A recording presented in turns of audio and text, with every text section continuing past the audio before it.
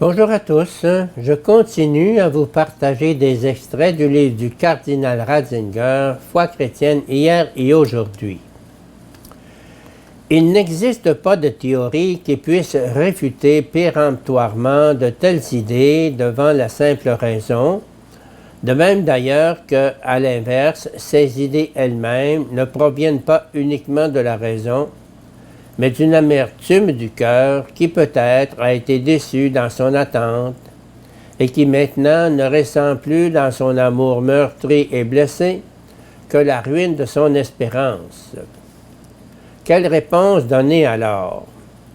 En fin de compte, l'on ne peut ici que donner le témoignage de sa foi et dire pourquoi l'on arrive malgré tout, dans la foi, à aimer cette Église, pourquoi l'on ose toujours encore reconnaître, à travers les traits défigurés, le visage de l'Église sainte.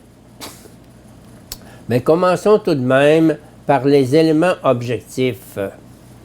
Le mot « saint », comme nous l'avons vu, ne signifie pas d'abord, dans toutes ses affirmations, la sainteté des personnes humaines, mais renvoie au don divin qui apporte la sainteté au milieu du péché de l'homme.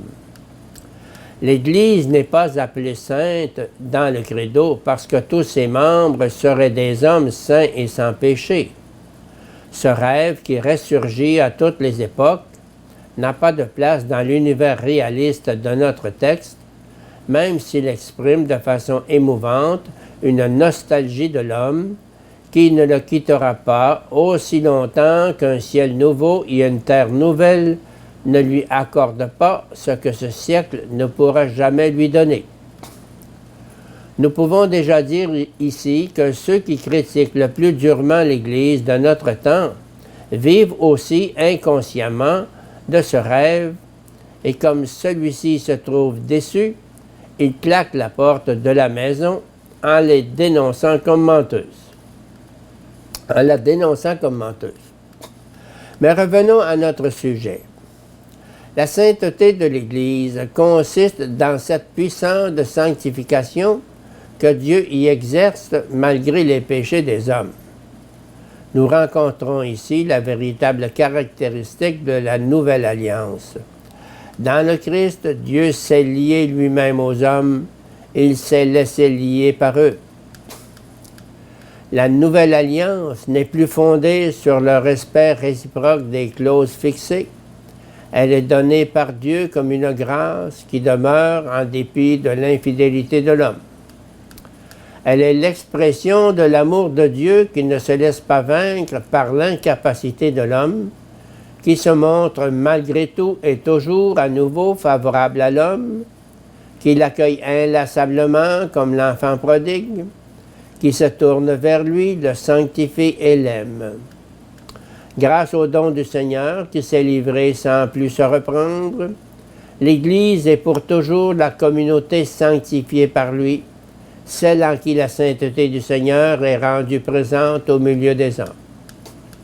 Mais c'est vraiment la sainteté du Seigneur qui y est présente et qui, dans un amour paradoxal, choisit sans se lasser, comme réceptacle de sa présence, les mains sales des hommes. C'est une sainteté qui éclate et se manifeste comme sainteté du Christ au milieu du péché de l'Église.